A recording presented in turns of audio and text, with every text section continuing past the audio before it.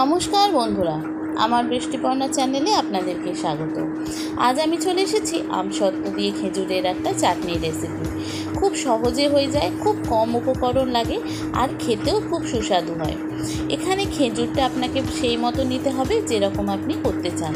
আমি এখানে একটা যে আমসত্ত্বর প্যাকেট পাওয়া যায়, তো সেই আমসত্ত্বর প্যাকেট একটা নিয়েছি। আর খেজুর নিয়েছি প্রায় 200 থেকে 250 গ্রাম মতো। আর নিয়েছি একটু কাজু কিশমিশ। আর এখানে খেজুরটা আমার একটু যে কালো খেজুর হয়, সেই কালো খেজুর, তো যার জন্য আমার এখানে খেজুর আমসত্ত্ব খেজুরের চাটনিটা একটু কালো কালো লাগছে। তো এই দিয়েই করব আমসত্ত্ব খেজুরের চাটনি। তো চলুন তাহলে রেসিপিটি দেখে নেওয়া যাক কীভাবে করলাম এই খেজুর আমসত্ত্বর চাটনি। আর একটু কাজু কিশমিশ নিয়েছি, একটা তেজপাতা নিয়েছি, ফোড়নের জন্য লাগবে একটু কালো সর্ষে, আর একটু মিষ্টি তো দিতেই লাগে, তো তার জন্য লাগবে চিনি। প্রথমে ফ্রাইং প্যানটা একটু গরম করে বেশ কিছুটা জিরেকে আমি আগে শুকনো ভেজে নেব। নিয়ে এটা আমি মিহি করে পেস্ট করব না, জাস্ট এটা ক্রাশ করব। এটা ছোট হামাল দিস্তে থাকলে বা একটু থাকলে একটু গোটা গোটা থাকবে, একটু ভাঙা ভাঙা হবে, সেরকম করব। এবার ফ্রাইং প্যানটায় বেশ কিছুটা সর্ষের তেল দিয়ে আগে আমি কাজু কিশমিশগুলো ভেজে তুলে নেব। দেখুন, কাজু কিশমিশগুলো ভাজা হতে থাক, ততক্ষণে যে জিরেটা আমি শুকনো খোলায় ভেজে নিলাম, তো সেই জিরেটাকে আমার একটা ছোট হামাল দিস্তে আছে, তো সেই হামাল দিস্তেতে একটু গুঁড়ো করে নেব।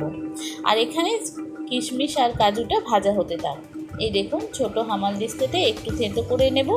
খুব বেশি মিহি হবে না, আবার খুব বেশি পাউডার হবে না। এটা একটু জিরেটা গোটা গোটা থাকবে, তবেই এই স্বাদটা খুব ভালো আসে। দেখুন বন্ধুরা, রেসিপিটি যদি ভালো লাগে তাহলে আমার চ্যানেল বৃষ্টিপর্ণাকে অবশ্যই সাবস্ক্রাইব ও ফলো করে দেবেন, আর পাশে থাকার বেল আইকনটি অন করে দেবেন। তাহলে ভিডিও আপলোডের সাথে সাথেই আপনাদের কাছে নোটিফিকেশান চলে যাবে ভিডিও আপলোডে। কেমন হলো রেসিপিটি অবশ্যই পুরো ভিডিওটি দেখে আমাকে কমেন্ট করে জানাবেন। যদি ভালো লাগে তাহলে একটা লাইক ও শেয়ার করে দেবেন। এবার দেখুন, এখানে এটা গুঁড়ো হয়ে গেছে, আর এদিকে আমার কাজু কিশমিশটাও ভাজা হয়ে গেছে। এবার কাজু কিশমিশটা তুলে নেব।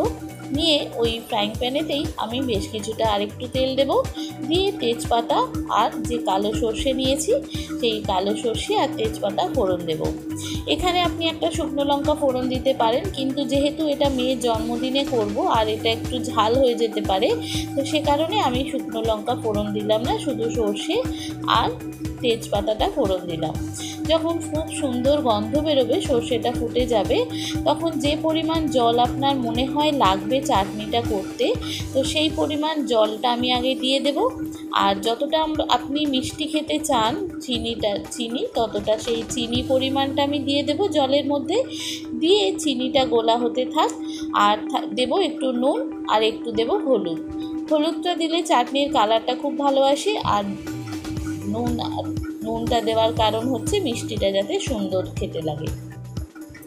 এবার একটু ফুটে উঠলে দেখবেন চিনিটা একদম গলে যাচ্ছে। চিনিটা গলে গেলে তারপরে আমি যে খেজুর, আমসত্ত্ব, কাজু কিশমিশ নিয়েছি, সেগুলো সব একে একে এর মধ্যে দিয়ে দেবো। দেখুন, চিনিটা পুরো গলে গেছে। এবার খেজুরটা যদি আপনি একটু হলুদ টাইপের নেন, তো আপনার চাটনির কালারটা হলুদ হলুদ হবে। আর যেহেতু এখানে আমার খেজুরটা একদম কালো কালো, তো যার ফলে আমার চাটনির কালারটা একটু কালো কালো এসেছে।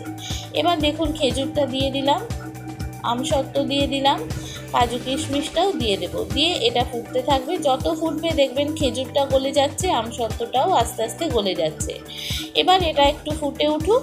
তারপরে আমি এখানে একটা পাতিলেবু নিয়েছি, সেই পাতিলেবুটা এখানে দেব। আর যে রোস্টেড যে জিরেটা মশলাটা, সেই মশলাটা নামাবার আগে এখানে দেব। যে সমস্ত নতুন বন্ধুরা আমার ভিডিওটি দেখছেন অথচ আমার চ্যানেল বৃষ্টিপর্ণাকে সাবস্ক্রাইব ও ফলো করেননি, তাদেরকে অনুরোধ করব আমার চ্যানেল বৃষ্টিপর্ণাকে সাবস্ক্রাইব ও ফলো করে দেওয়ার জন্য। তাহলে ভিডিও আপলোডের সাথে সাথেই আপনাদের কাছে নোটিফিকেশান চলে যাবে ভিডিও আপলোডে। কেমন হলো রেসিপিটি অবশ্যই পুরো ভিডিওটি দেখে আমাকে কমেন্ট করে জানাবেন। যদি ভালো লাগে তাহলে একটা লাইক ও শেয়ার করে দেবেন। এটা দেখুন ফুটে উঠছে। এটা যত ফুটে উঠবে তত কিন্তু আপনার এটা গাঢ় হয়ে যাবে। আর এখানে চিনি দেওয়ার কারণ, চিনিটা একদম গাঢ় গাঢ় জেলি জেলি মতো হবে, খেজুরটা গুলে গেলেও জেলি জেলি মতো হবে, আমসত্ত্বটাও একদম জেলি জেলি মতো হবে। শুধু খেজুর আর আমসত্ত্ব, কাজু কিশমিশ দিয়ে এত সুন্দর চাটনি, এটাকে আপনি স্টোর করে ফ্রিজের মধ্যে রেখে দিতে পারেন। যখন ইচ্ছা আপনি এটা খেতে পারেন। খুব সুন্দর হয় আর একদম জেলি জেলি হবে, মানে যত ঠান্ডা হবে তত এটা বসে গিয়ে আরও সুন্দর খেতে লাগে। ভাতের শেষ পাতেই বলুন, তারপরে লুচি, রুটি, পরোটা যাই কিছু হোক, রাতের শেষ পাতে এই রকম চাটনি কিন্তু পাঁপড়ের সাথে দারুণ লাগে খেতে। এরকম করে যদি আপনি এটা স্টোর করে কাঁচের জারে রেখে দিতে পারেন ফ্রিজে, যখন ইচ্ছা হবে আপনি খেতে পারেন। দারুণ সুন্দর স্বাদ হয় আর খেতে অসাধারণ স্বাদ হয়েছিল, এইভাবে করেছিলাম। এবার দেখুন এটা হয়ে গেছে। এবার যে আমি জিরেটা গুঁড়ো করে রাখলাম, ভাজা জিরেটা, তো সেই জিরের পাউডারটা আমি এখানে দিয়ে দেব, দিয়ে একটু ভালো করে নাড়াচাড়া করে নেব, নিয়ে তারপর এটা নামিয়ে ফেলবো। দেখেছেন কত সুন্দর দেখতে হয়েছে, খেতে অসম্ভব সুন্দর স্বাদ হয়েছিল এইভাবে আমসত্ত্ব খেজুরের চাটনি। এবার এটাকে নামিয়ে ফেলবো। দেখুন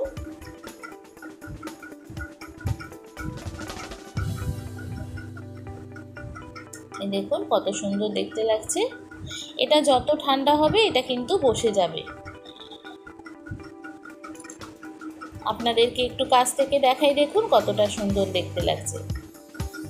আগে না খেয়ে থাকলে এইভাবে একবার ট্রাই করতে পারেন, অসম্ভব সুন্দর স্বাদ হয়েছিল, খেতেও যেমন সুন্দর স্বাদ আর দেখতেও তেমন সুন্দর হয়েছিল।